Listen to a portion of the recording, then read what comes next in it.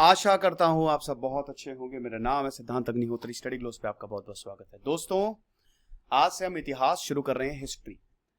तो GS paper 1 history हम शुरू करेंगे। 50 to 60% हिस्ट्री से आता है। हाउ टू अप्रोच हिस्ट्री पे मैंने ऑलरेडी लेक्चर बनाया है, ये यूट्यूब पे भी अपलोड होगा। तो आज ये इंट्रोडक्टरी लेक्चर है, पहला चैप्टर हम देखेंगे। एंशिएंट हिस्ट्री में मैंने चैप्टर्स को कंबाइन किया है। हम प्री के सवाल तो डिस्कस करेंगे ही, साथ ही साथ मेंस के भी सवाल मैं साथ ही साथ डिस्कस करता हुआ चलूंगा विद सिलेबस। तो इसमें सबसे इंपॉर्टेंट ये है कि हिस्ट्री में पूछा क्या जाता है और क्या क्या आपको पढ़ना है। हिस्ट्री का जो मेरा सोर्स है, प्राइमरी सोर्स है Tamil Nadu NCERT and R S Sharma, ancient history का। वैसे तो सोर्सेज मैंने आपको बताई थे जब मैंने पहला लेक्चर लिया था, हाउ टू अप्रोच हिस्ट्री। तो आज हम इतिहास शुरू कर रहे हैं, और अगर आप इस कोर्स को अवेल करना चाहते हैं तो डिस्क्रिप्शन कमेंट बॉक्स में लिंक दिया है। GS 1, 2, 3, 4 NCERTs, current affairs, test series, we are providing each and everything. NCERT अभी पॉलिटी हिस्ट्री की कंप्लीट हो चुकी है, ज्योग्राफी की चल रही है, इन प्रोसेस है, क्लास 11 तक। जीएस पेपर 2 और जीएस पेपर 4, जीएस पेपर 2 की पॉलिटी कंप्लीट हो चुकी है, आईआर कंप्लीट हो चुका है, और बाकी चीजें बहुत जल्द कंप्लीट होंगी। फरवरी तक हम जीएस 1 से लेकर 4 तक इंक्लूडिंग एसए सारी चीजें हम कंप्लीट करेंगे। और अभी जीएस पेपर 4 एथिक्स भी चल रहा है। तो आज हम हिस्ट्री शुरू कर रहे हैं। 2 महीने लगेंगे इसको कंप्लीट होने में, पूरा ancient, medieval, modern, world and art and culture. 2 महीने से ज्यादा भी लग सकते हैं। तो शुरू करते हैं चैप्टर 1 एंशिएंट हिस्ट्री। देखो, इतिहास जो है ना, ये बड़ा अनसर्टेन है, हमको पता है। और इतिहास एक इंटरडिसिप्लिनरी सब्जेक्ट है। इतिहास से एक चीज से दूसरा आपका इन्फ्लुएंस होता है। अगर आप हिस्ट्री समझ गए तो आप पॉलिटी भी समझ गए, आप इकोनॉमिक्स भी समझ गए। तो हिस्ट्री एक बहुत ही इंपॉर्टेंट सब्जेक्ट हो जाता है। अब इसमें हिस्टोरियोग्राफी बड़ी इंपॉर्टेंट है। हिस्ट्री के सोर्सेस क्या हैं? तो सिलेबस में जो सबसे पहली चीज आती है हिस्ट्री में, वो है प्री हिस्टोरिक टाइम्स। और एंशिएंट हिस्ट्री में हम पहले कवर करेंगे pre historic times. Pre historic times में सबसे पहले तो कि इंडिया की प्री हिस्ट्री कैसी थी, शुरुआत का इतिहास कैसा रहा। भाई एक बात बताओ, आप जो मॉडर्न हिस्ट्री देखते हो ना, वो एक खाली पार्ट है यार। हमारा अभी 2000 सालों का इतिहास है, कुछ नहीं है। ये खाली 1% है। 99% तो हमारी एंशिएंट हिस्ट्री है। धरती को बने हुए 13.5 अरब साल हो चुके हैं। 13.5 billion years ago big bang हुआ, और 13.5 अरब साल हमारी पुरानी धरती है। अब आप समझो कि 2000 साल से 13.5 अरब साल को कंपेयर करो, कोई जोड़ है हमारा? हम कुछ भी नहीं है। अब इसमें बहुत कुछ हुआ। 4.5 अरब साल पहले हमारी धरती बनी, फिर उसके बाद जिंदगी बनी। 21.5 लाख साल पहले इंसान धरती पे आया, और उसके बाद इंसान का भी मॉडर्नाइजेशन हुआ। तो सबसे पहले तो हम बात करेंगे pre history, periodisation of pre history. फिर इसी चैप्टर में हम सोर्सेज जानेंगे। Then palaeolithic age, mesolithic age, neolithic age, chalcolithic age, ये सब।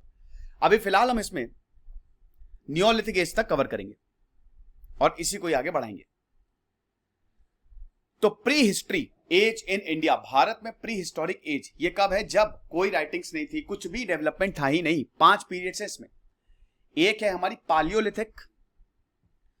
पालियो मतलब होता है ओल्ड, लिथिक मतलब होता है स्टोन। तो पालियोलिथिक मतलब होता है ओल्ड स्टोन, यानी कि ओल्ड स्टोन एज, जब सिर्फ हमको पत्थरों की ही जानकारी थी, हम पत्थरों में ही रहते थे, केव्स में ही रहते थे। देन हमारा है मेसोलिथिक एज, मिडिल एज जिसको बोला जाता है। देन हमारी तीसरा नियोलिथिक एज, देन हमारी चाल्कोलिथिक एज, एंड देन हमारी आयरन एज। आयरन एज लगभग 1000 बीसी से शुरू हुई और अभी तक चल रही है। नियोलिथिक मतलब न्यू स्टोन एज। बेसिकली यही 2 stone age, old stone age और न्यू स्टोन एज इंपॉर्टेंट है। तो ये हम एंशिएंट हिस्ट्री में पढ़ेंगे। प्री हिस्टोरिक इंडिया, इतिहास, history, Herodotus is considered as the father of history. पहले तो इतिहास कुछ लिखा ही नहीं जाता था, पहले इतिहास पता कैसे लिखा जाता था? बस एक डेट लिख दी जाती थी, ये इवेंट हुआ। लेकिन बाद में इतिहास को समझाना शुरू किया। हेरोडोटस ने ग्रीक वॉर्स को समझाया, क्या हो रहा था, कैसे हो रहा था, और उसके बाद फिर हिस्टोरियंस आते गए और यहां से हिस्टोरियोग्राफी का जन्म हुआ कि हिस्ट्री लिखी कैसे जाती है। हिस्ट्री पहले तो ऑथेंटिक होनी चाहिए। कई बार हिस्ट्री में देखिए सोर्सेस तो हमारे पास है ही, लेकिन कई बार हम कॉमन सेंस भी लगाते हैं। हिस्ट्री हमेशा जो ऑब्जेक्टिव होता है ना हिस्टोरियोग्राफी का, वो न्यूट्रलिटी होता है, न्यूट्रल रहना चाहिए हमको। इतिहास में अगर आप न्यूट्रल नहीं रहोगे तो इतिहास बदल जाएगा, और अगर इतिहास बदला तो डिजास्ट्रस कंसिक्वेंसेस होते हैं। तो हिस्ट्री है क्या? इसमें आपके discovery, collection, organisation, presentation, interpretation आता है। भाई जो हुआ वो आपका इतिहास है। आपकी फैमिली में जो हुआ, आपके पूर्वज कौन थे, वो आपका इतिहास है। अब एक चलिए आप दादाजी के बारे में जानेंगे, परदादाजी के बारे में जानेंगे, पिताजी के बारे में जानेंगे, लेकिन उससे पहले आपको भी नहीं पता होगा कि उससे पहले का इतिहास हमारा क्या था। तो हिस्ट्री ऐसी है, एक टाइम तक तो हमको पता है, लेकिन उसके पहले पता ही नहीं क्या हुआ। अब उसके लिए हम इंफॉर्मेशन कलेक्ट करते हैं। प्री हिस्ट्री 30 लाख साल पहले, है ना। आज से बीसी और एडी में फर्क पता है ना? मैं आपको बता देता हूं। बीसी और एडी में फर्क जानना बहुत ज्यादा जरूरी है। बीसी मतलब होता है बिफोर क्राइस्ट। अब क्राइस्ट का जन्म हुआ था 2000 साल पहले, यानी कि जब हम 3000 बीसी की बात करते हैं तो बस आपको इसमें 2000 ऐड करने हैं।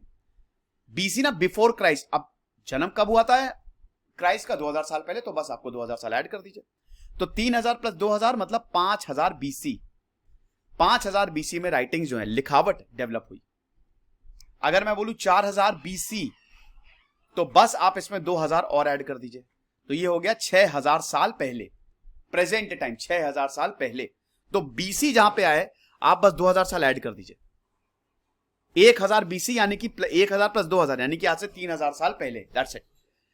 अब 2000 अभी हमारा एडी चल रहा है, 2000 कॉमन एरा, 2021, ठीक है। तो ये चीज है। तो बीसी और एडी में कभी कंफ्यूज मत होना, क्योंकि आप हिस्ट्री बीसी और एडी के रेफरेंस में पढ़ोगे। तो ये चीज है। तो प्री हिस्ट्री जो है वो 30 लाख से लेकर 3000 तक है। इसके बीच का जो एरा है, क्योंकि अभी बताया ना कि भाई देखो 3000 बीसी में हम लिखना सीख गए, हमारे पास इंफॉर्मेशन आ गई। उससे पहले इंफॉर्मेशन थी पेंटिंग्स के फॉर्म में, केव पेंटिंग जैसे हमको एमपी में मिलती है, अफ्रीका में मिलती है, ईरान में मिलती है, फ्रांस में मिलती है, केव पेंटिंग्स बहुत मिलती हैं। कुछ तो यूनेस्को वर्ल्ड हेरिटेज साइट है। केव पेंटिंग के फॉर्म में जो वो यूज करते थे, जो खिलौने यूज करते थे, खिलौने क्या मतलब, जो टूल्स यूज करते थे, जो हथियार वो यूज करते थे, उसके फॉर्म में, स्केलेटन्स के फॉर्म में, कार्बन डेटिंग टेक्निक से हम इन सारी चीजों को समझते हैं। तो पहला इंसान लिखना प्री हिस्ट्री में आपका पालियोलिथिक, नियोलिथिक और मेटल एजेस, अब इन सबको बहुत अच्छे से समझेंगे। और हिस्ट्री में आपका एंशिएंट, मिडिल एजेस, मॉडर्न और कंटेम्प्रेरी, अभी वाली। चलो, तो 3 है प्री हिस्ट्री, ठीक है, राइटिंग के इन्वेंशन से पहले। अब प्री हिस्ट्री में आपकी आती है 3 stone ages, palaeolithic age, neolithic age और बाकी आपकी मेटल एजेस। मेटल एजेस में आपकी ब्रॉन्ज एज आ गई, आपकी कॉपर एज आ गई, मतलब पहले तो कॉपर ही आया, उसके बाद ब्रॉन्ज आएगा, एलॉय होता है कॉपर का वो, देन आपकी आयरन एज आ गई। प्रोटो हिस्ट्री क्या है? प्रोटो हिस्ट्री मतलब प्री हिस्ट्री और हिस्ट्री के बीच का समय, मिडिल हिस्ट्री। अभी तक ऑर्गेनाइजेशन डेवलप नहीं हुई थी, अभी तक कुछ भी डेवलप नहीं हुआ था, कोई सिविलाइजेशन ही, नथिंग। हड़प्पन सिविलाइजेशन की स्क्रिप्ट अभी तक हमको नहीं पता चली है। अभी इस पे लेक्चर लिया था ना कि हड़प्पन सिविलाइजेशन द्रविडियन स्क्रिप्ट से काफी ज्यादा मिलती है। ये एक बहुत ही काफी हिस्टोरिकल इन्वेंशन है ये। हालांकि अभी तक हड़प्पन सिविलाइजेशन की स्क्रिप्ट हमको नहीं पता चली। जिस दिन स्क्रिप्ट पता चल गई उस दिन इतिहास तहलका मच जाएगा। वैदिक सिविलाइजेशन जो है 1500 से 600, ये भी प्रोटो हिस्ट्री का ही पार्ट है। तो प्रोटो हिस्ट्री ये basically period between pre history and history है, जब कल्चर, ऑर्गेनाइजेशन डेवलप नहीं हुए थे, लेकिन स्टिल हमको इसका रिटर्न रिकॉर्ड्स मिलते हैं। समझिए? Then there is history, history आती है। तो एंशिएंट हिस्ट्री वही प्री हिस्ट्री, प्रोटो हिस्ट्री और हिस्ट्री में डिवाइडेड है, जब हमको रिटर्न रिकॉर्ड्स मिलते हैं। अब ancient history, ancient Indian history के सोर्सेस कौन से हैं? अब ये सेकंड पार्ट है, एंशियंट जो आपका सिलेबस है उसका सेकंड पार्ट है कि सोर्सेस क्या है इंडियन हिस्ट्री के।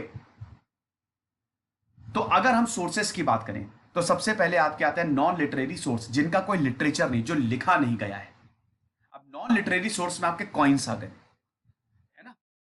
देखिए एंशियंट हिस्ट्री में कोई सिक्के तो इशू किए जाते नहीं थे, पेपर फॉर्म में कुछ इशू किया जाता नहीं था, लेकिन फिर भी मेटल फॉर्म में सिक्के इशू किए जाते थे।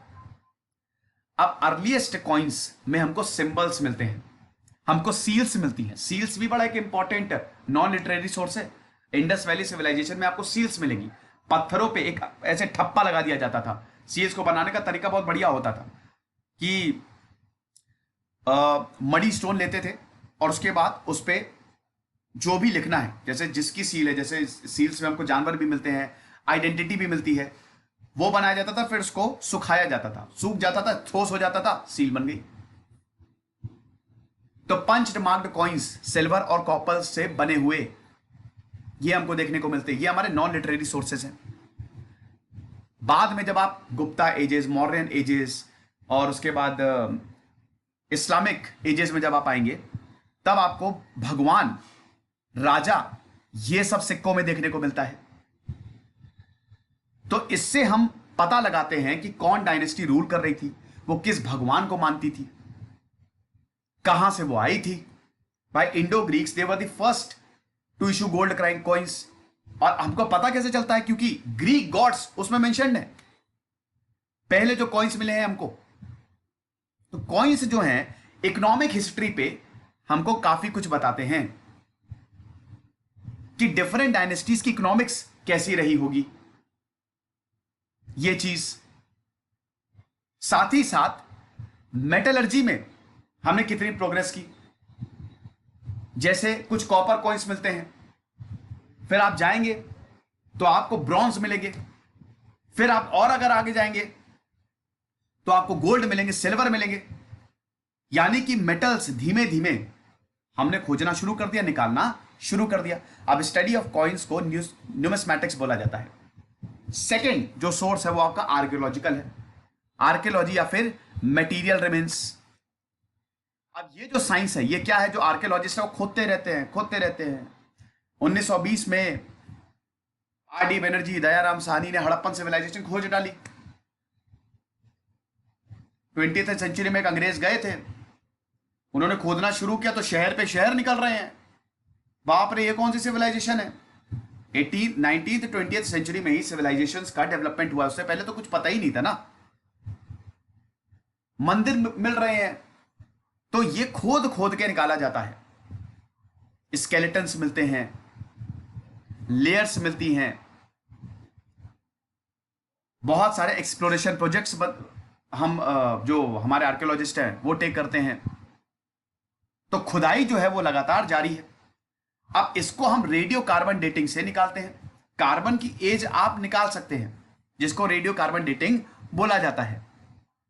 जैसे हड़प्पन सिविलाइजेशन, जो हड़प्पन पीरियड था 3300 बीसी, 3300 बीसी मतलब 2000 साल जोड़ दो, आज से 5500 साल पहले, 5300 साल पहले।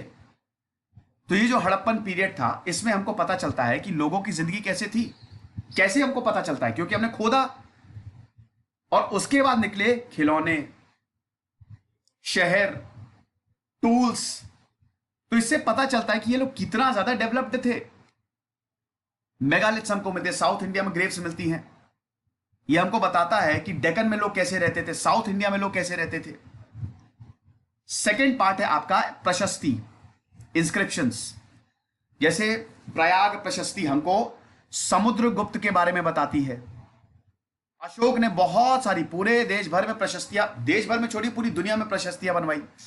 तो इससे हमको राजा महाराजाओं के बारे में देखने को मिलता है। प्रशस्ति क्या होती है? पत्थरों पे लिखा जाना, हार्ड सरफेस पे जो भी लिखते थे, कॉपर पे या स्टोन पे, रॉयल ऑर्डर्स की देख लो भाई, ये हम पत्थर पे, ये प्रशस्ति है और ये सबको मानना है। तो इससे हमको काफी कुछ पता चलता है अशोक, सातवाहना, डेकन्स के बारे में।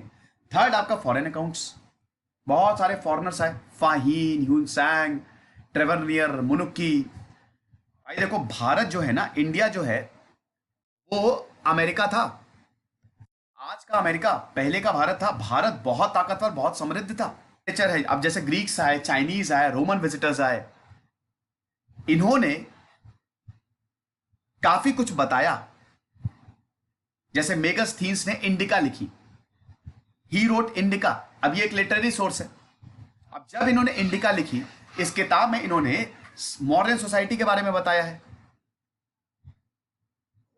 टोलमी ने जो ज्योग्राफी लिखी, टोलमी की ज्योग्राफी काफी कुछ बताती है, ग्रीक्स के बारे में बताती है। फाहीन भारत आए, गुप्ता के समय भारत आए, ह्यून सैंग भारत आए, हर्षवर्धन के समय भारत आए। तो इन्होंने फॉरेन अकाउंट से भी हमको काफी कुछ पता लगता है। ये सब हिस्टोरियोग्राफी का पार्ट है। Then there is literary sources. अब लिटरेरी सोर्सेस में आपका आ गया रिलीजियस लिटरेचर। रिलीजियस लिटरेचर की बात करें तो इसमें आपके 4 वेद आते हैं। हिंदुइज्म की अथॉरिटी जो है वो हम वेदों से डिटरमाइन करते हैं। वेद कौन कौन से हैं आपके? ऋग्वेद, सामवेद, यजुर्वेद, अथर्ववेद। सबसे बड़ा है इसमें ऋग्वेद, 1024 हिम्स हैं। अभी वैदिक सोसाइटी के बारे में आगे हम बताएंगे, सिलेबस का बहुत इंपॉर्टेंट पार्ट है। ऋग्वेद में आपके भजन है। ऋग्वेद में वैदिक गॉड्स जब आप देखोगे तो जो नेचर है, जैसे सूर्य, सूरज को भगवान माना है, पानी को भगवान माना है, जानवर तक को भगवान माना है, कि यहां पे एक हमको कनेक्शन देखने को मिलता है। कनेक्शन ऐसा है कि जो इंसानों को जैसे नेचर बहुत कुछ दे रहा है। हिंदुइज्म की बहुत बड़ी खास बात है कि हमारा जो रिलीजन है वो नेचर के इर्द गिर्द घूमता है। हिंदुइज्म मतलब आप समझिए कि हम नेचर से हैं। पहले यही था कि हम नेचर पे डिपेंडेंट थे। इसीलिए आप देखेंगे कि वेदों में नेचर की पूजा की जाती है और यही हमारे भगवान है। समझे? अब जो वेद पढ़ता था, वेदों से ही हमारा कास्ट सिस्टम आया। अब खैर इस पे अभी हम बात नहीं करेंगे, हम स्टेप बाय स्टेप चलते हैं। वेदों से ही कास्ट निकला।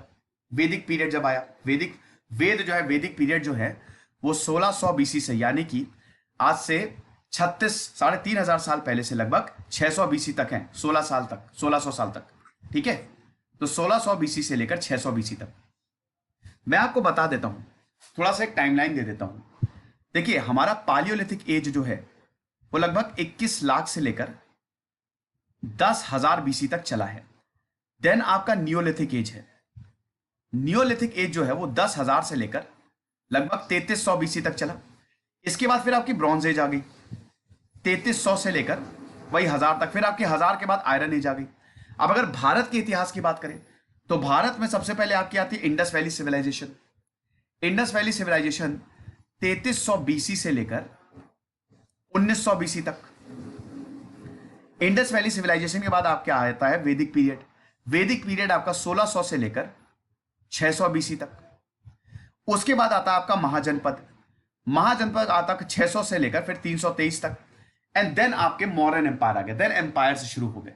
समझे? तो ये क्रोनोलॉजी रही है भारत के इतिहास की।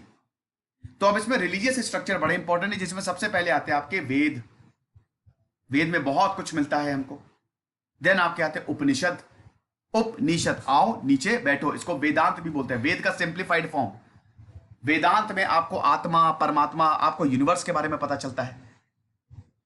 देन आपके आते हैं हमारे इतिहास। आपको बता दूं कि जो रामायण और महाभारत है वो हमारा इतिहास है। ये कोई रिलीजियस स्क्रिप्चर नहीं है, ये हिस्ट्री में काउंट होता है। महाभारत और रामायण। हिंदुइज्म में 4 युग है ना। सबसे पहले आता है आपका सतयुग, फिर आपका त्रेता युग में रामायण लिखी गई, फिर द्वापर युग महाभारत, और ये है आपका कलयुग। समझे आप? तो महाभारत और रामायण ये हमारे इतिहास हैं। समझे? तो ये चीज है कि वेदों से हम अपनी अथॉरिटी देते हैं। वैसे अगर आप हिंदू स्क्रिप्चर्स की बात करें तो हिंदू स्क्रिप्चर्स, इसमें आती है आपकी श्रुति और इसमें आती है आपकी स्मृति। श्रुति में आपके वेद आते हैं, उपवेद आते हैं, वेदंगाज आते हैं, और स्मृति में आपके मनुस्मृति, देन काफी कुछ आता है। श्रुति में आपके वेद आएंगे ऋग्वेद, यजुर्वेद, सामवेद, एंड स्मृति में आपके वही मनुस्मृति हो गए, धर्मशास्त्र हो गए, उपवेदा हो गए, दर्शन शास्त्र हो गए, ये सब। ठीक है? तो महाभारत और रामायण हमारे इतिहास में आते हैं। Then there is Purana, Garuda Purana, Vishnu Purana. Then there is, Hinduism में 6 स्कूल्स ऑफ फिलोसफी हैं, वो आ जाती हैं। तो ये हिसाब किताब रहा है। महाभारत में, महाभारत सबसे बड़ा है। जो महाभारत है ये बहुत बड़ा है, महाकाव्य जिसको बोलते हैं। 10,000 से ज्यादा हमें देखते हैं कि जो वर्सेस है, सॉरी 1 लाख से ज्यादा वर्सेस आपको महाभारत में मिलेंगे। तो ये चीज है। देन आपके सूत्र, अब सूत्र मतलब फॉर्मूले, ये रिचुअल लिटरेचर है।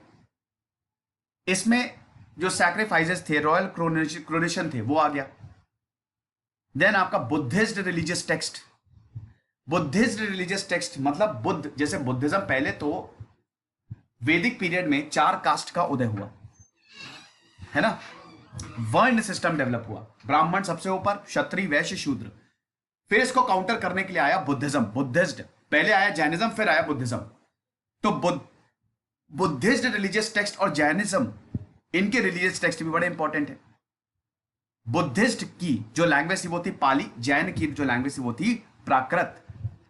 बुद्धिज्म में काफी कुछ लिखा गया, विनय पित्तिका, सुत्त पित्तिका, अभिधम्म पित्तिका, त्राय पित्तिका। अभी हम बुद्ध के बारे में, बुद्धिज्म और जैनिज्म के बारे में जानेंगे।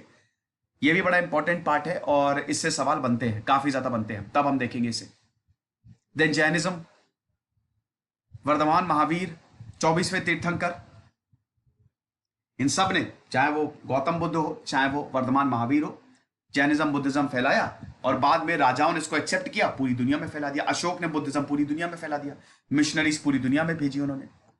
Then there is secular literature, Dharmashastra, law books, जैसे मनुस्मृति, अर्थशास्त्र, धर्मशास्त्र। ये राजाओं के लिए, जैसे राजा जो है या कोई भी साम्राज्य है वो लॉ एंड ऑर्डर से ही तो चलेगा। तो लॉ एंड ऑर्डर के लिए क्या है आपको लिखना पड़ेगा। तो अर्थशास्त्र जो कौटिल्य ने लिखी, मॉडर्न सोसाइटी अर्थशास्त्र पे बेस्ड थी। कालिदास के जो वर्क्स थे, अभिज्ञान शकुंतलम हो गया, कालिदास ने काव्य लिखे, बहुत सारी कविताएं लिखी, उसमें भी हमको सोशल और कल्चरल लाइफ देखने को मिलती है गुप्ताओं की। राज तरंगिनी, ये सब लिटरेरी सोर्सेज है। कल्हान ने लिखी कश्मीर के इतिहास के बारे में, बताती है कि कश्मीर का पूरा इतिहास कैसा रहा है। चरित्र, चरित्र मतलब बायोग्राफी, बुद्ध चरित्र, हर्ष चरित्र। तो हर्ष चरित्र के बारे में जो कोर्ट पोएट थे, हर्ष, देखिए राजा हर्षवर्धन मेरे पर्सनल फेवरेट रहे हैं क्योंकि उनकी कहानी शानदार रही, बहुत ही दानवीर। और जिस तरीके से उन्होंने, वो सत्ता में आए थे 16 साल की उम्र में, बड़ी मुश्किल कंडीशन थी, और वहां से उन्होंने कन्नौज को एक बहुत बड़ा शहर बना दिया। कन्नौज उस समय इतना ज्यादा प्रॉस्पेरस शहर था कि उसके लिए लड़ाइयां हुई, ट्राई पार्टाइट स्ट्रगल। तो हर्ष चरित्र के बारे में बताया है। संगम लिटरेचर, संगम लिटरेचर ये साउथ की हिस्ट्री बताता है। सिलिपत्तिकम, मणिमकलाई, साउथ में जो था ना लिटरेरी, बहुत सारे लिटरेरी पोइट्स थे। संगम जो था, ये जितने भी जो इंटेलेक्चुअल्स थे, पोइट्स थे, ये असेंबल होते थे। और ये जो संगम पीरियड रहा है साउथ का, ये शानदार रहा है। अभी सिर्फ आप समझ लीजिए, याद रखिए कि एक एक चीजों को हम तोड़ेंगे आगे जाके, इतिहास पढ़ रहे हैं ना। तो ये हमारे सोर्सेज ऑफ हिस्ट्री हैं। अब भारत में प्री हिस्टोरिक पीरियड्स की बात करते हैं। तो पालियोलिथिक 5 लाख से 10,000 साल, मेसोलिथिक लेट स्टोन एज 10,000 से 6,000, देन नियोलिथिक 6,000 से 1000 बीसी, देन चाल्कोलिथिक इसी बीच 3,000 से 500, एंड आयरन एज 1500 से 200। अब हम एक एक को तोड़ते हैं। स्टोन एज, भारत की stone age, stone age is basically pre historic period. तो अब इसमें 2 हैं, एक है आपकी पालियोलिथिक एज जो 5 लाख से 10,000 साल, मेसोलिथिक और नियोलिथिक। पालियोलिथिक मतलब ओल्ड स्टोन एज, जैसा कि मैंने बताया था। पालियो मतलब होता है ओल्ड, लिथिक मतलब होता है स्टोन। तो ओल्ड स्टोन एज, देखिए धरती का बनना जो है ना, धरती में बहुत कुछ चल रहा है। पहले एक सुपर कॉन्टिनेंट हुआ करता था, आज से 25 करोड़ साल पहले।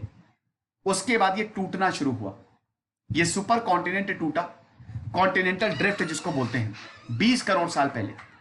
उसके बाद कॉन्टिनेंट्स डेवलप हुए, ओशंस डेवलप हुए, और फिर लाइफ डेवलप हुई। ठीक है, हालांकि लाइफ तो तब भी डेवलप ही थी, लेकिन आइस एजेस जो है, जिसको प्लीस्टोसीन बोलते हैं, वहां पे ही ओल्ड स्टोन एज डेवलप होना शुरू हुआ। अब ओल्ड स्टोन एज, जिसको हम स्टोन एज को ओल्ड क्यों बोलते हैं? क्योंकि उस समय हमको ज्यादा जानकारी नहीं थी। वो जियोलॉजिकल पीरियड था जहां पे पूरी धरती बर्फ से ही ढकी हुई थी। फिर क्लाइमेट चेंज हुआ, बर्फ पिघली, कॉन्टिनेंट जो है वो और टूटे, और फिर क्लाइमेट फेवरेबल बना खेती के लिए। पहले जो ओल्ड स्टोन एज है उसमें इंसान पूरी तरीके से डेवलप ही नहीं था। भाई ये तो बिल्कुल सत्य है ना कि इंसान जो है अफ्रीका से आया, अफ्रीका में पहली बार वो आया और उसके बाद वो हर जगह बढ़ गया। आउट ऑफ अफ्रीका थ्योरी जिसको बोला जाता है, तो ट्रॉपिक्स में आइस जो है वो मेल्ट होना शुरू हुई। अब कैरेक्टरिस्टिक क्या थी पालियोलिथिक एज की? सबसे पहले तो ये नेग्रेटो रेस को बिलोंग करते हैं। याद रखिएगा कि ये जो इतिहास है ये हम इंडिया के कंटेक्स्ट में पढ़ रहे हैं। तो जो इंडियन पीपल है they are believed to have belong to the Negrito race. अब ये नेग्रेटो रेस क्या है? ये रेशियल ग्रुप्स हैं, ठीक है। ये सबसे पहले थे जो भारत में आए। रेशियल ग्रुप्स आपको देखने को मिलते हैं, लेकिन ये सबसे पहले थी, भारत में आए और यहां पे सेटल हुए। They are racial groups, okay. Negritos कहां सेटल हुए? केरल में, अंडमान में, पुलायन में, ट्राइब्स में सेटल हुई है। अफ्रीका से आए हैं, नेग्रेटो है ना, अफ्रीका से आए। They are related to Africa, Australia और नेबरिंग आइलैंड। उसके बाद आपके प्रोटो ऑस्ट्रेलॉइड्स आते हैं, ये ऑस्ट्रेलिया रेस से बिलोंग करते हैं। ये नेग्रेटो के बाद आए जो भारत में सेटल हुए, ये आज के सेंट्रल इंडिया में आके सेटल हुए। देन मंगोलाइट्स आते हैं, चाइना से लोग आए, चाइना में यहां पे आके लोग सेटल हुए। लद्दाख, सिक्किम, अरुणाचल प्रदेश, आप देख सकते हैं ना। आप दिमाग लगाइए और आपको यह पता चलेगा कि किस तरीके से आज जो लोग हैं, डेमोग्राफी है वो इतिहास से रिलेटेड है। देन तिब्बतो मंगोल्स आए, देन मेडिटेरेनियंस है, ये साउथ वेस्ट एशिया से भारत में आए थे। उसके बाद पालियो मेडिटेरेनियंस है। तो ऐसे बहुत सारे ग्रुप्स जो है वो भारत में आते रहे, रेशियल ग्रुप्स, टोटल 6 तरीके के हैं। अब ये जो नेग्रेटो थे, दे वर बेसिकली फूड गैदरर्स। ये फूड गैदरर्स थे। ये क्या करते थे? ये खानों को कलेक्ट करते थे, वाइल्ड फ्रूट्स खाते थे। हंटर और फूड गैदरर्स थे। इनको घर की कोई नॉलेज नहीं थी, पॉटरी, एग्रीकल्चर की कोई नॉलेज नहीं थी। ये लेट पालियोलिथिक एज की बात हो रही है। लेकिन अगर आप अपर पालियोलिथिक एज की बात करें, तब पेंटिंग्स की इनको नॉलेज हुई। धीमे धीमे इन्होंने सीखा, इन्होंने स्टोन्स बनाने सीखे, मतलब टूल्स बनाने सीखे। इन्होंने पेंटिंग्स, कलर को मिक्स करना सीखा। भाई आज हमको केव पेंटिंग्स मिलती है जो कि लाखों लाखों साल पुरानी है। एक्सेस, चॉपर्स, ब्लेड्स बनाने सीखे इन्होंने। पालियोलिथिक मेंस को they are also called quartzite. Quartzite जो है वो आपको रॉक में सबसे ज्यादा मिलता है, सबसे कॉमन मिलता है।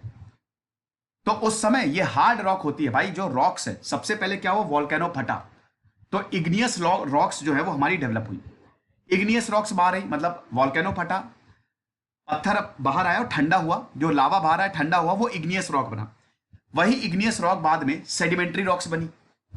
अब यही सेडिमेंट्री रॉक धीमे धीमे मेटामॉर्फिज्म में कन्वर्ट हुई, मेटामॉर्फिक रॉक्स, और यही बाद में इग्नियस रॉक्स बनेगी। तो यही सेडिमेंट्री रॉक्स, इसमें क्वार्टजाइट प्रेजेंट होता है। ये बहुत हार्ड रॉक होती हैं। तो ये जो पालियोलिथिक मैन है, ये क्वार्टजाइट का यूज करते थे, जो टूल्स बनाते थे ना, क्योंकि इनको पता चल गया। देखिए, ये बहुत बड़े बड़े जानवरों का शिकार नहीं करते थे, ये छोटे छोटे जानवरों का शिकार करते थे, और इनको जिंदा रहना पड़ता था, इनको कंपीट करना पड़ता था उस समय जानवरों से, वरना ये इनको मार के खा जाते थे जानवर जो होते थे। तो इनको पता था कि हमारे पास क्या है, हमारे पास कॉमन सेंस है, तो हम क्या कर सकते हैं? हम टूल्स बना सकते हैं। तो भारत का जो ओल्ड स्टोन एज है, इसमें सबसे पहले आपका था lower palaeolithic age. Lower palaeolithic age आपका 5 लाख से 1 लाख बीसी तक है। मिडिल पालियोलिथिक एज 1 लाख से 40,000 बीसी, और अपर पालियोलिथिक एज 40,000 से आपका 10,000 बीसी तक है। तो लोअर पालियोलिथिक एज की बात करें, जो शुरुआत में भारत में क्या हुआ?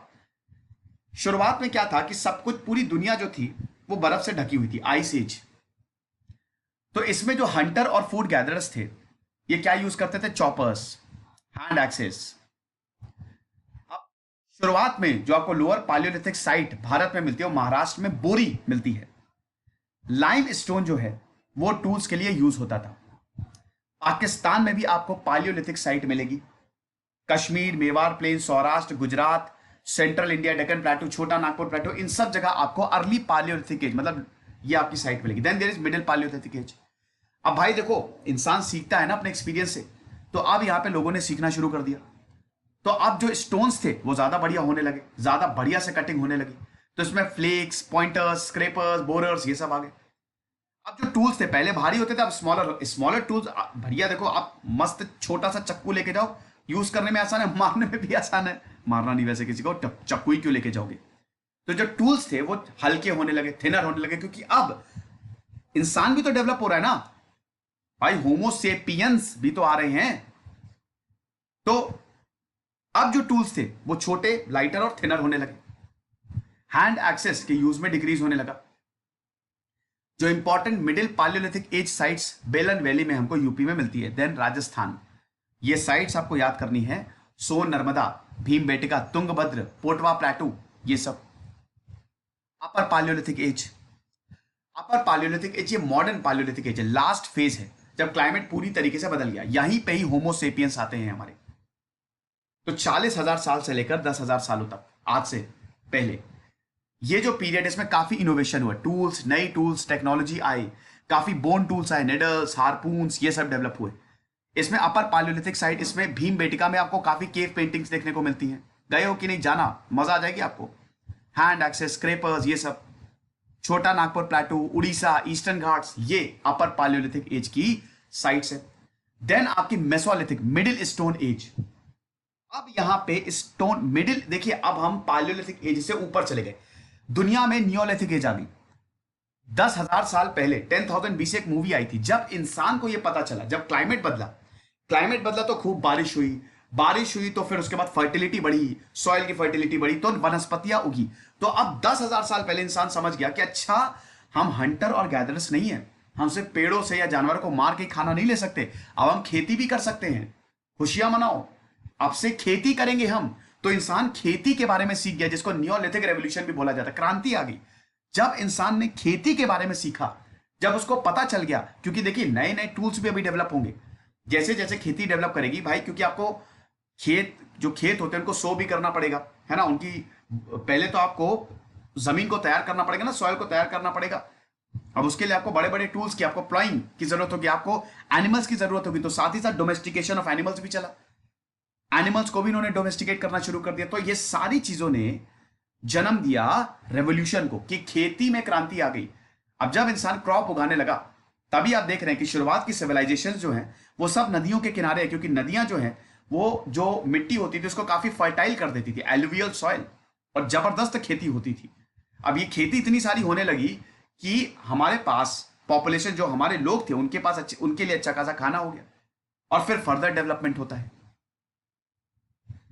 तो मेसो मतलब होता है मिडिल, और लिथिक मतलब होता है स्टोन, यानी कि मिडिल स्टोन एज, ये चीज। अब होलोसीन एरा मतलब टेम्परेचर बढ़ा, क्लाइमेट जो है वो ठंडा क्लाइमेट जो है वो गर्म हुआ, बर्फ पिघली, सूटेबल बना, इंसान के रहने के लिए सूटेबल बना। तो मेसोलिथिक एरा के कैरेक्टरिस्टिक क्या थे?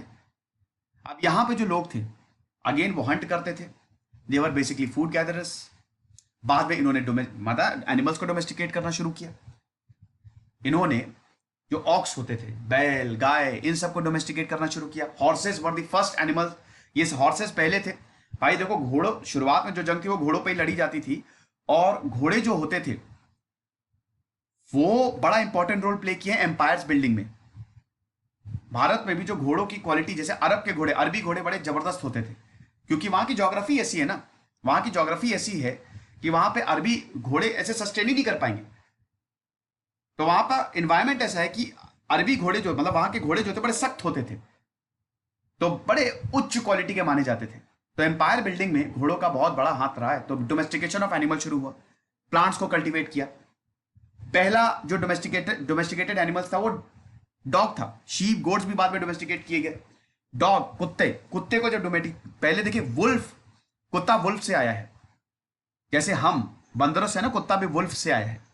भेड़िए जो होते थे, लेकिन कुछ प्रजाति भेड़ियों की ऐसी थी जिसको आप ट्रेन कर सकते थे। तो यहां पे जो डॉग्स थे, कुछ भेड़ियों की प्रजाति को ट्रेन करना शुरू किया, एंड देन डॉग का डोमेस्टिकेशन शुरू होता है। ये परमानेंट सेटलमेंट में नहीं रहते थे, सेमी परमानेंट सेटलमेंट्स में रहते थे।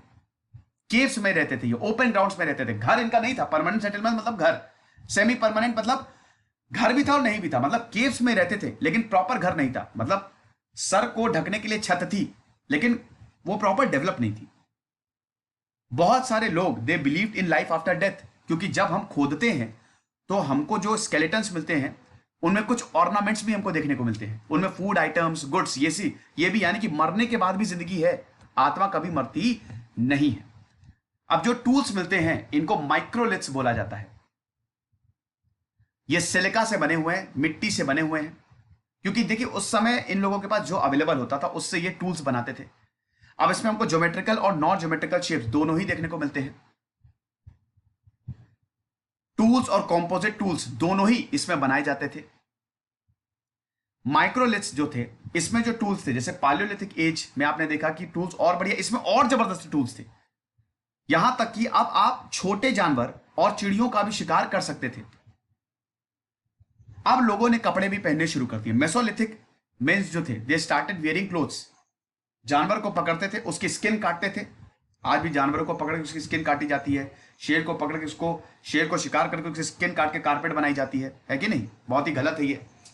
लेकिन मेसोलिथिक मेन ये जानवरों की स्किन को अपना कपड़ा बनाते थे, उसको काट के पहनते थे। ये सबसे बड़ी बात है और सबसे बड़ा सोर्स है, आर्ट लवर्स थे ये। रॉक आर्ट, भाई पत्थरों पे क्या जबरदस्त इन्होंने पेंटिंग किया। इन्होंने कलर को मिक्स करने का तरीका निकाल दिया। वाइल्ड एनिमल्स की हंटिंग सीन्स ये दिखाते थे कि कैसे हंट कर रहे हैं, कैसे हमारी परंपरा थी, कई बार ये नाचते थे, कई बार कैसे फूड कलेक्ट कर रहे हैं। अब मुझे ये नहीं पता, इनफैक्ट किसी को नहीं पता कि क्या ये आने वाली पीढ़ी को बताना चाहते थे, क्या ये हिस्ट्री बताना चाहते थे, क्योंकि उस समय राइटिंग्स डेवलप नहीं हुई थी। अभी तक रॉक पेंटिंग्स की बात है यहां पे। साथ ही साथ रिलीजियस प्रैक्टिस भी हम देखने को मिलते हैं। गंगा प्लेस में आपको ऐसी पेंटिंग, सेंट्रल इंडिया में आपको ऐसी पेंटिंग्स देखने को मिलेगी। तो राजस्थान में बागौर, ये बहुत ही वेल डॉक्यूमेंटेड मेसोलिथिक साइट है। बागौर जो है वो कोठारी रिवर के नदी के पास है। यहां पे आपको काफी एनिमल बोन्स, शेल्स देखने को मिलते हैं। मध्य प्रदेश में आपको काफी भीमबेटका, आदमगढ़, यहां पे आपको काफी कुछ देखने को मिलेगा। 150 मेसोलिथिक रॉक साइट्स देखने को मिलती है क्रॉस इंडिया। मध्य प्रदेश में भीमबेटका, एमपी में ही आप जावरा, काठोटिया, उड़ीसा में सुंदरगढ़, संबलपुर, हर जगह लोग सेटल थे। और जहां पे सेटल थे उनका रहने का तरीका एक ही था। देन गुजरात, बिरहानपुर, वेस्ट बंगाल, यहां सब देखने को मिलते हैं। अभी तक पॉटरी नहीं आई है। पॉटरी का भी ये बड़ा गजब था, जब पॉटरी आई ना तो भी हम देखते हैं कि यार इतना ज्यादा इंटेलिजेंट हो गया इंसान कि अब बर्तन बना रहा है वो। तो अभी तक पॉटरी, मोस्ट मेसोलिथिक साइट्स में हमको पॉटरी देखने को नहीं मिली। अब आता है हमारा neolithic age, new stone age. Neolithic period, neo मतलब नया, लिथिक मतलब स्टोन, तो new stone age, neolithic revolution. क्योंकि इंसान की सोशल और इकोनॉमिक लाइफ दोनों ही चेंज होने लगी। कैसे? क्योंकि अब हम खाना बनाना सीख गए। फीचर्स क्या थे? शानदार टूल्स एंड वेपन्स। आप एक बात बताओ, जब ये लोग एग्रीकल्चर करेंगे, खेती करेंगे, कृषि करेंगे, तो टूल्स और वेपन्स तो अच्छे होने ही चाहिए ना। जो हैंड एक्सेस, प्रॉपर पॉलिश, घिसते थे, धार जो है वो पैनी करते थे, ताकि और अच्छे से कटाई हो सके और अच्छे से शिकार हो सके। बोन्स से, हड्डियों से टूल्स एंड वेपन्स हमको देखने को मिलते हैं। तो अब ये जो नए पॉलिश टूल्स थे, इंसान आसानी से कल्टीवेट कर सकता था, हंट कर सकता था। एग्रीकल्चर, ये सबसे important, Neolithic revolution means agriculture.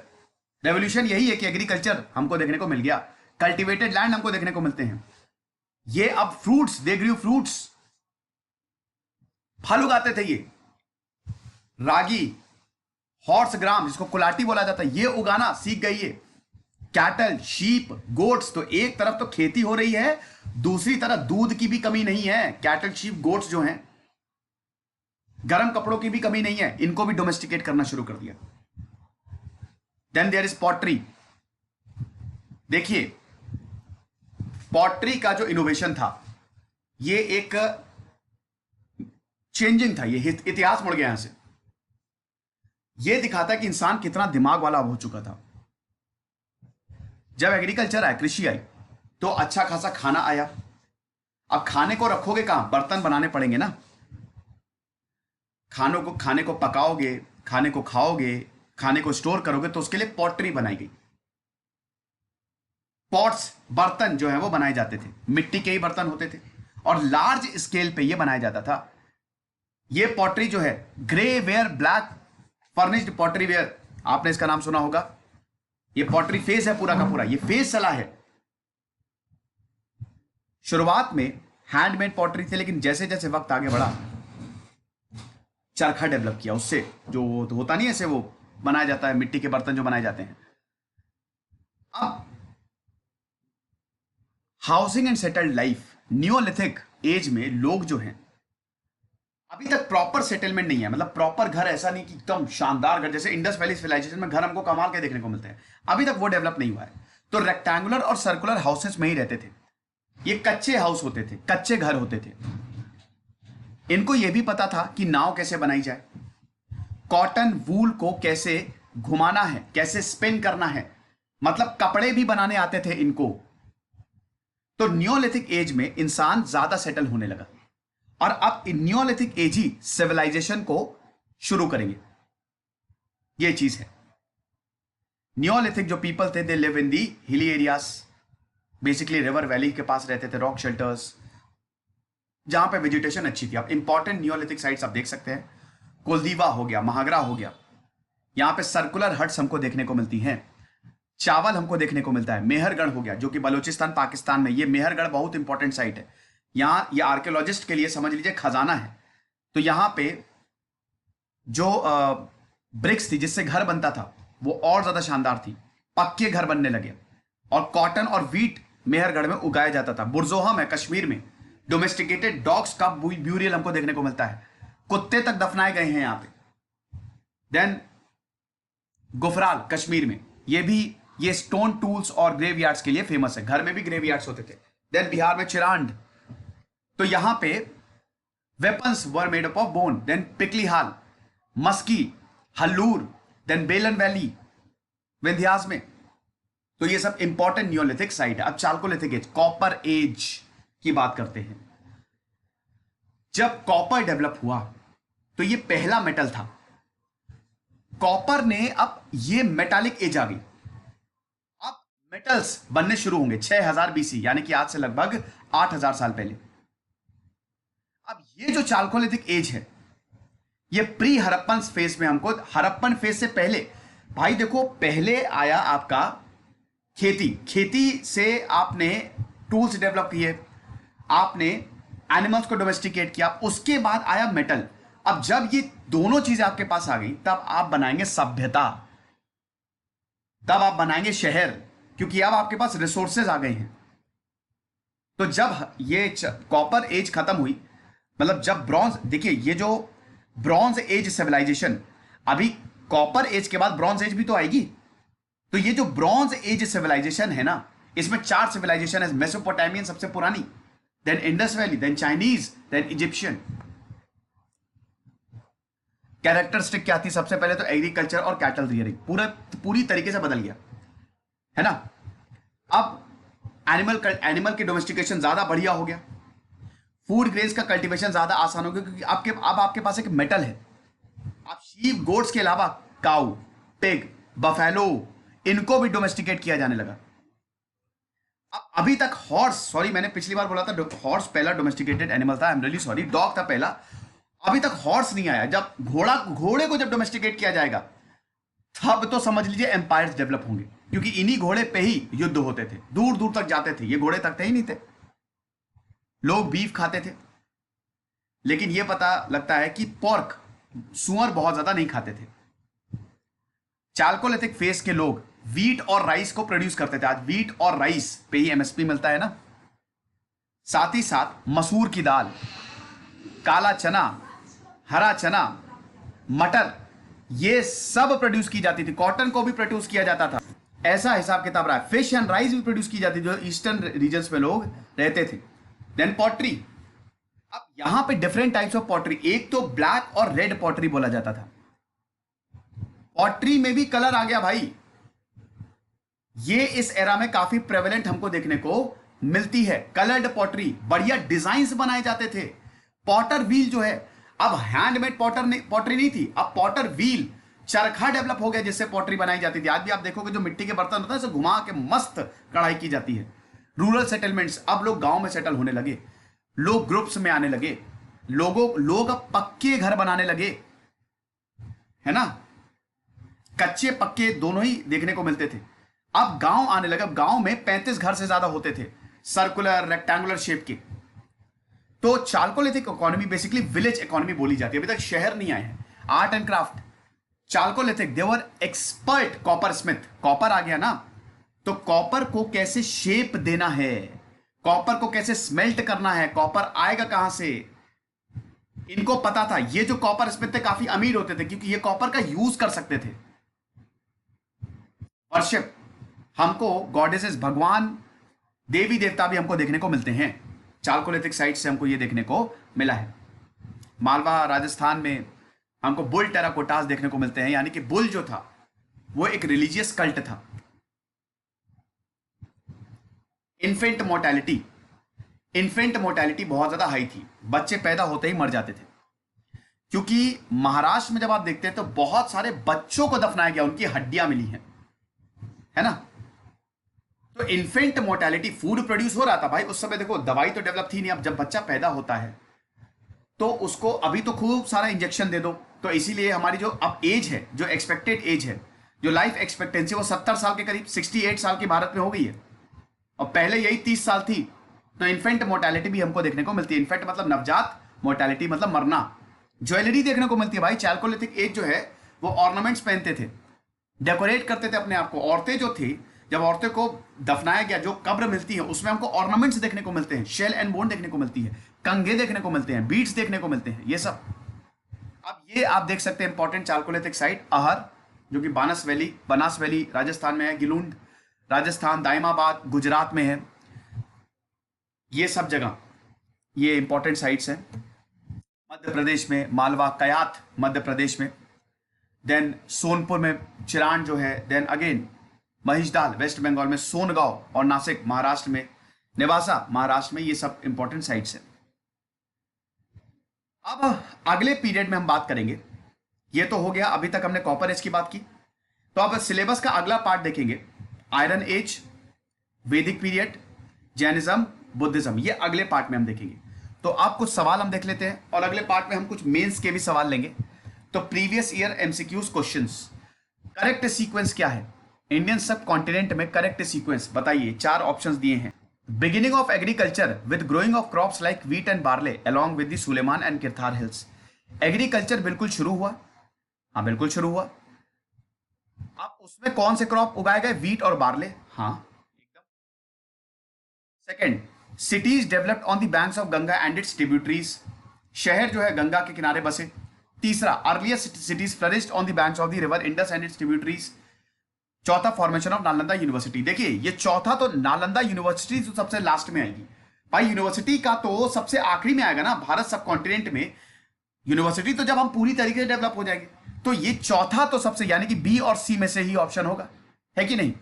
अब पहला देखिए, बिगिनिंग ऑफ एग्रीकल्चर, एग्रीकल्चर की शुरुआत हुई, हमने व्हीट और बार्ले उगाया, तो ये पहला तो सबसे पहले ही आएगा।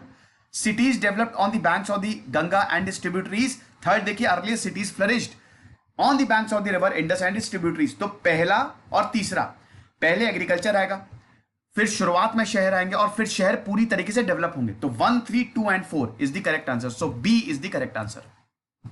कंसिडर द फॉलोइंग स्टेटमेंट, इसमें से कौन सा करेक्ट है। The word India comes from Indus called Sindhu in Sanskrit. The name Bharat was used for a group of people who lived in the northwest and who are mentioned in Rigveda. ये बिल्कुल सही है, भारत उस समय लोगों के लिए इस्तेमाल किया जाता था जो नॉर्थ वेस्ट में रहते हैं, तो ऋग्वेद में भी इसका मेंशन है। Manuscript were written by hand, manuscript हाथ से लिखी जाती थी और पाम लीफ पे लिखी जाती थी, ये बिल्कुल सही है, ये भी सही है। So the correct answer will be all 1, 2 and 3, ठीक है, ये तीनों ही सही है। Then AD stands for 2 Latin words, Anno Domini, ये बिल्कुल सही बात है, Anno Domini and after death. Sometimes CE used for instead of AD and BCE used for, ये भी बिल्कुल सही बात है, ठीक है। सीई भी एडी के लिए, कॉमन एरा और एडी एक ही चीज दर्शाते हैं, तो इसमें बिल्कुल भी कंफ्यूज नहीं होना है। So both 1 and 2 are the correct. बताओ इसमें से कौन सा करेक्टली मैच्ड है? भीमबेटका तो आपको मध्य प्रदेश में मिलेगी ही मिलेगी। हुंगसी कर्नाटक में, बिल्कुल है, हुंगसी कर्नाटक में है। दाउजली हेडिंग अरुणाचल प्रदेश में नहीं है। चिरांद उत्तर प्रदेश में नहीं है, बिहार में है। So correct answer will be 1 and 2। Choose the false statement among the following statements. इसमें से कौन सा गलत है ये आपको बताना है।